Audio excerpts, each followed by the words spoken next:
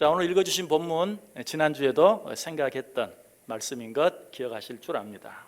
우리 지난 시간에 이 말씀 가지고 하나님께서 계획하신 일은 반드시 이루어진다.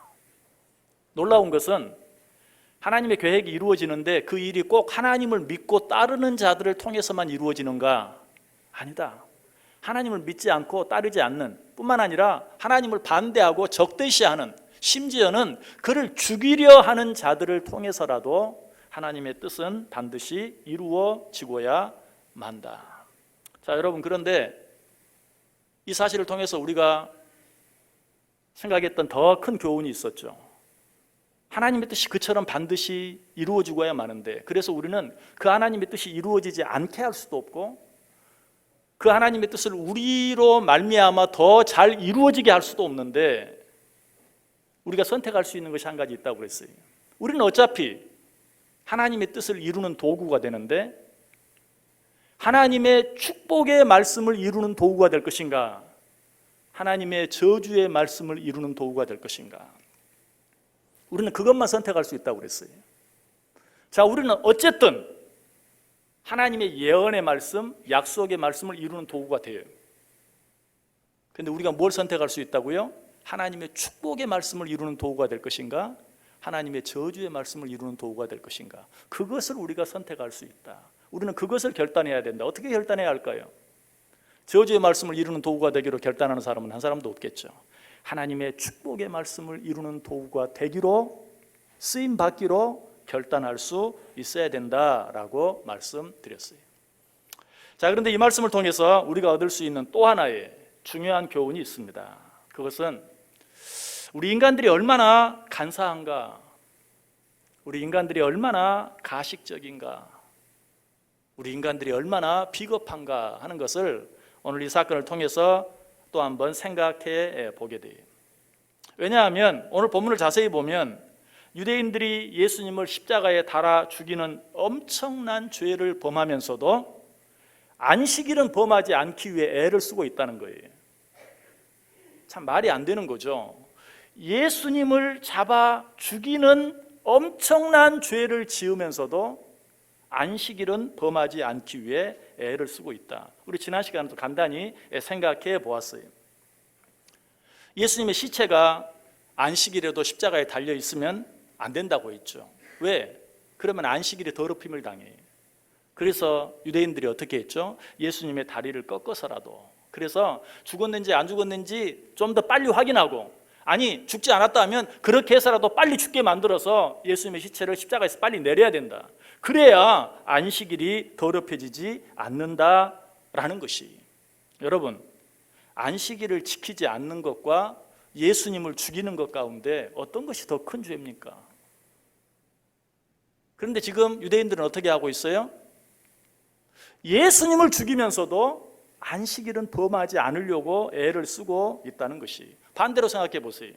안식일을 지키는 것과 예수님을 죽이지 않는 것, 이 두 가지 가운데 어떤 것이 더 중요합니까? 꼭 답을 말해줄 필요가 없죠. 그 답은 너무 분명해요. 그런데 유대인들은 어떻게 하고 있다? 예수님을 죽이면서도 안식일은 범하지 않기 위해 한마디로 눈 가리고 아웅을 하고 있어요. 이런 인간들의 간사한 모습, 이런 가식적이고 외식적인 모습, 이런 모습은 오늘 본문이 기록되어 있는 요한복음 19장 바로 앞 요한복음 18장에서도 우리가 이미 생각해 보았어요. 어떤 모습이었죠? 유대인들이 예수님을 빌라도의 관정으로 끌고 갔어요. 그러고도 빌라도의 관정 안으로 들어가려고는 하지 않아요.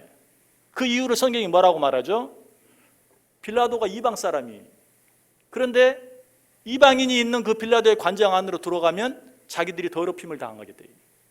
그런데 예수님이 빌라도의 관정에 끌려간 날이 때가 언제였습니까? 안식일 금요일 새벽이었어요. 이방인과 접촉을 하거나 이방인과 가까이 하기만 해도 내 몸이 부정하게 되는데, 그 부정함이 얼마나 가는가 성경에 보면 7일 간다고 되어 있어요. 그렇기 때문에 금요일 새벽에 이방인의 관정, 빌라도가 있는 그 관정에 잘못 들어가면 안식일을 못 지키게 되는 거예요. 7일 동안 내가 부정하게 되기 때문에. 그렇게 되지 않기 위해서 예수님을 빌라도의 관정에 넘겨주면서도 자기는 빌라도의 관정에 들어가지 않는, 참 이 일도 어처구니 없는 일이죠. 자, 이 사실을 통해서, 이런 사건들을 통해서 우리가 얻을 수 있는 교훈이 무엇입니까? 우리 인간들이 겉으로 드러난 것만 생각하면서 깨끗한 척, 잘난 척, 선한 척, 그러면서도 속으로는 어디까지 더러워질 수 있는가 하는 것, 우리가 생각해 볼 수 있어야 돼요.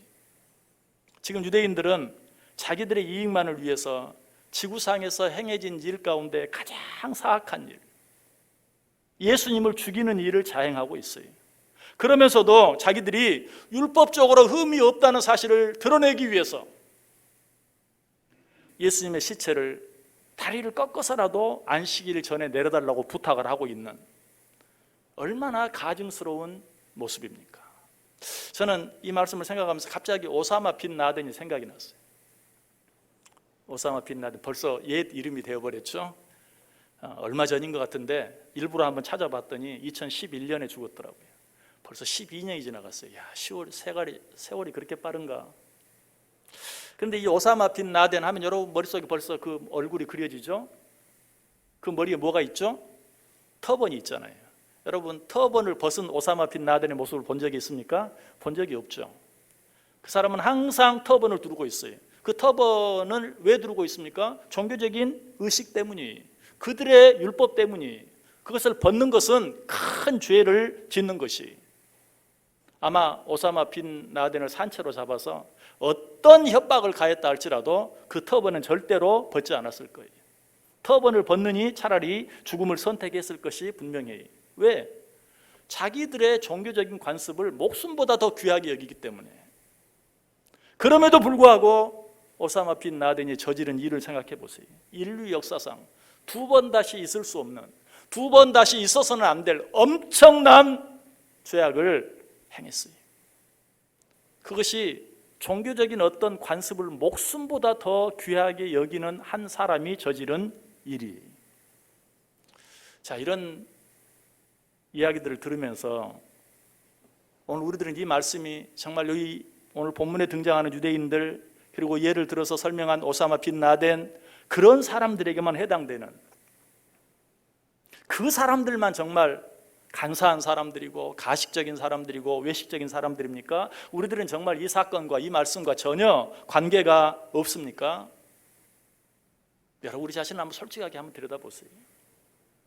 우리들도 내가 잘못한 것이 다른 사람에게 들키지 않았다고 해서, 겉으로 드러나지 않았다고 해서, 그것 때문에 내가 그래도 이만하면 됐지 라고 교만할 때가 얼마나 많은가.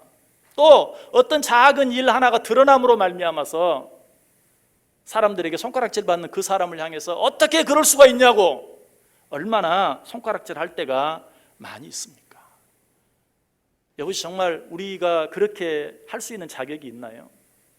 여러분, 이 순간에 우리의 마음을, 우리의 마음속에 있는 생각을 우리가 잘 하는 말처럼 버섯목 까 뒤집듯이 다 뒤집어 놓는다면, 과연 부끄러움이 없는 사람, 누군가를 향해서 당신 왜 그래? 당신 어떻게 그럴 수 있어? 라고 지적할 수 있는, 떳떳하게 고개를 들고 있는 사람이 과연 몇이나 있겠는가 하는 것이. 성경은 이런 우리들을 향해서 뭐라고 책망합니까? 맹인된 인도자여, 하루살이는 걸러내고 낙타는 삼키는도다. 이 말을 다른 말로 하면, 겉으로 나타난 일만 중요하게 생각하고 속에 감추어져 있는 것은 뭐 얼마나 큰 죄라도 중요하게 생각하지 않는, 그래서 겉으로 나타난 것은 하루살이 같은 것만 드러나도 그냥 죽일 놈, 살릴 놈, 못된 놈, 나쁜 놈, 죽어 마땅할 놈 라고 하면서도 드러나지만 않았다면 낙타라도 문제 삼지 않는 그런 우리의 모습을 책망하고 있어요. 하루살이는 걸러내고 낙타는 삼키는 자들이요. 어떻게 보면 우리는 덜 중요한 것은 문제를 삼고 더 중요한 것은 무시하며 살아갈 때가 너무 많아요. 신앙생활도 그렇게 할 때가 참 많아요. 여러분, 덜 중요한 것이 무엇입니까? 율법을 얼마나 알고 얼마나 지키느냐. 여러분, 이게 중요하지 않다는 거 아닙니다. 율법을 얼마나 알고 율법을 얼마나 지키는가 중요해요. 그러나 그것이 가장 중요한 것은 아니에요. 그러나 그것이 더 중요한 것도 아니에요. 그것은 덜 중요한 것이. 그러면 더 중요한 것, 가장 중요한 것은 뭡니까? 그 율법 앞에 나를 비추어 보고, 나는 죄인이구나.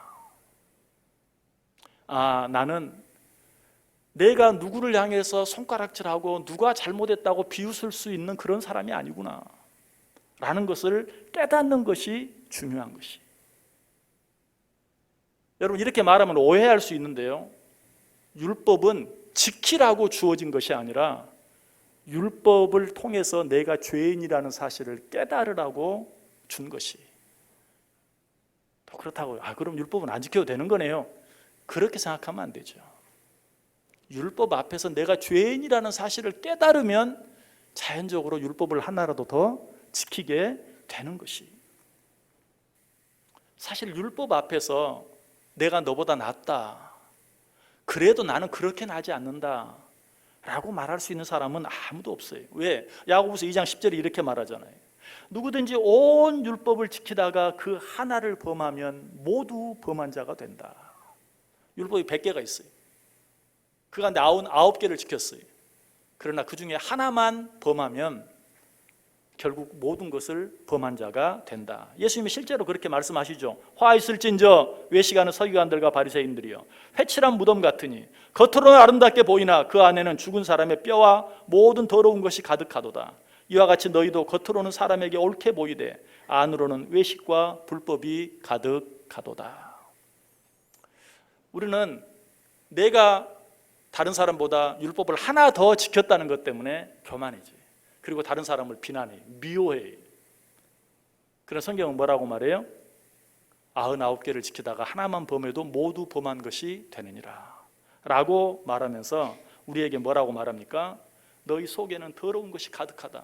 그 더러운 것이 드러나지 않는다고, 그것이 드러난 사람들을 미워하는 가식과 외식을 범하고 있구나, 그러면서 이 회칠한 무덤 같은 자들아 라고 말하고 있어요. 여러분, 여러분 공동묘지에 가보시면 무덤이 어때요? 깨끗해 보이죠? 특별히 명절 전후에 가면 잘 벌초해서 깨끗하게 보여요. 그러나 그 속에는 어때요? 썩은 물이 가득 고여 있어요. 여러분 혹시 무덤을 이장하는 모습, 직접 이장을 해보시거나 이장하는 모습을 본 적이 있습니까? 어떻게 보면 아름답게 잘 꾸며진 무덤일수록 그 속은 더 더러운 경우가 참 많아요. 왜냐하면 아름답게 잘 꾸며진 무덤들은 석실을 만들고 거기에 또 뭘 만들고 좋은 나무에다가 오칠까지 한 관을 쓰다 보면 그런 것들이 썩지 않고 그대로 있어서 그 안에 그냥 썩은 물이 정말 그대로 고여 있는 그런 경우가 참 많아요. 우리의 모습이 그와 같다는 것이. 겉으로는 정말 그럴듯한, 정말 법 없이도 살 것 같은 그런 사람 속에 오히려 더 더러운 것이 많이 있을 수 있다는 것이. 왜? 겉으로 드러난 잘못이 없기 때문에 내가 저지른 죄 플러스 고상한 척, 경건한 척, 의로운 척, 죄를 더하기 때문에 오히려 더 더러울 수 있다. 여러분, 이런 일들 앞에서 우리가 그저 나는 정말 가능성이 없구나, 그래, 내 속을 누군가 다 들여볼 수 있다면 내가 정말 어떻게 이 세상을 살 수 있겠는가, 내가 누구를 비난할 수 있겠는가, 나는 정말 가능성이 없구나, 실망만 하고 낙심만 하고 주저앉아 있어야만 됩니까? 아니, 하나님께서 우리에게 주신 놀라운 길이 있어요.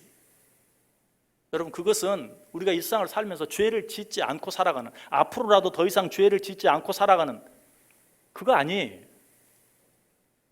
여러분, 이 시간에 여러분들이 다짐하고 결단한다고 해서 지금까지 지었던 죄 앞으로는 짓지 않고 살아갈 수 있나요? 그럴 자신이 있는 사람 있나요? 오늘 제가 말씀을 들었으니까 내가 이전에는 그것도 모르고 정말 죄를 짓고 살았는데 앞으로는 절대 그러지 않을게요. 물론 다짐해야죠. 결단해야죠. 그러나 정말 우리가 다짐하고 결단한다고 정말 이전과는 전혀 상관없는 전혀 새로운 삶을 살 수 있나요? 그건 장담할 수 없어요. 우리가 얼마나 많은 결단들을 지금까지 해왔습니까? 그럼에도 불구하고 또 실패하고 또 넘어지고 또 좌절하고 여기 이 자리에 똑같은 모습으로 앉아 있어요. 그럼 어떻게 해야 할까요? 그런 우리의 더러운 모습에 절대로 회치를 하면 안 돼요. 회치를 하지 않으면 안 돼요. 아니, 회칠만 하지 않으면 안 돼요. 해칠만 하지 않으면 돼. 나의 잘못된 모습을 인정하면 돼. 그렇다고 또 내가 지은 죄, 내가 잘못한 거 이 시간만 다 까발리고 나 이렇게 잘못했어요, 저렇게 잘못했어요, 나 이런 사람이에요, 그러라는 거 아니.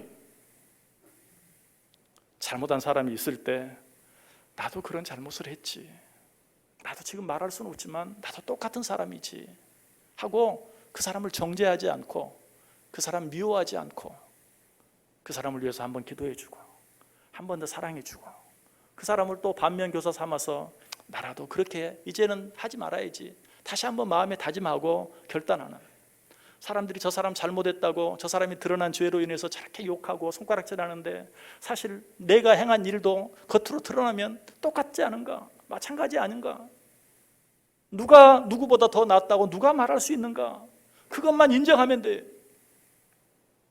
설령 사람들 앞에서 내 죄를 다 까발리진 않는다 할지라도 하나님 앞에 겸손히 엎드려, 하나님 나도 똑같은 사람입니다, 더하면 더하지 못한 사람 아닙니다 라고 인정하는 것, 그것이 하나님께서 원하시는 것이고 그 일을 위해서 하나님이 우리에게 율법을 주셨다는 것이. 바리새인과 함께 성전에 기도하러 올라갔던 세리가 그러했어요. 그 세리는 바리새인이 나는 저 세리와 같지 아니함을 감사하나이다 라고 말했을 때 여러분 이 세리가 어떻게 했습니까? 너는 얼마나 잘났길래, 내가 너 모를 줄 알아? 네가 지은 것 다 드러나면 너 나보다 못해. 여러분 그렇게 반응했습니까? 아니, 자기를 향해 나는 저 세리와 같지 아니함을 인해 감사합니다 라고 말할 때 세리는 이렇게 말했어요. 맞습니다, 나는 죄인입니다, 나를 긍휼히 여겨주옵소서. 저 바리새인이 나를 지적하는 그것이 다 맞습니다, 나는 정말 그런 놈입니다, 이런 나를 용서해 주시고 이런 나를 긍휼히 여겨주옵소서 라고 인정했어요. 그때 예수님께서 어떻게 평가하죠? 네가 저 바리새인보다 낫다, 나는 저 세리와 같지 아니함을 감사하나이다 라고 말하는 저 바리새인보다 맞습니다, 나는 죄인입니다, 나를 긍휼히 여겨주옵소서 라고 인정하는 네가 더 낫다 라고 예수님께서 인정해 주셨어요. 여러분 신앙생활은 누가 더 율법을 많이 알고 누가 더 율법을 더 잘 지키느냐 하는 싸움이 아니라 누가 더 겸손하고 누가 더 사랑하느냐 하는 싸움이에요. 바리새인이자 율법사였던 한 사람이 예수를 시험해 보기 위해서 물었죠. 뭐라고 물었습니까? 율법 중에 어느 것이 가장 큽니까?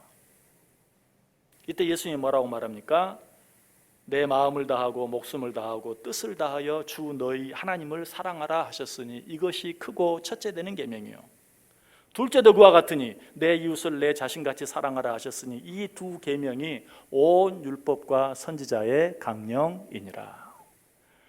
율법이 너무 많은데 한 가지 두 가지도 지키지 못하는데 다 알지도 못하는 그 수많은 계명, 그 수많은 율법을 어떻게 다 지키며 살아갑니까? 율법은 그렇게 복잡한 것도 아니고 율법은 그렇게 어려운 것도 아니다.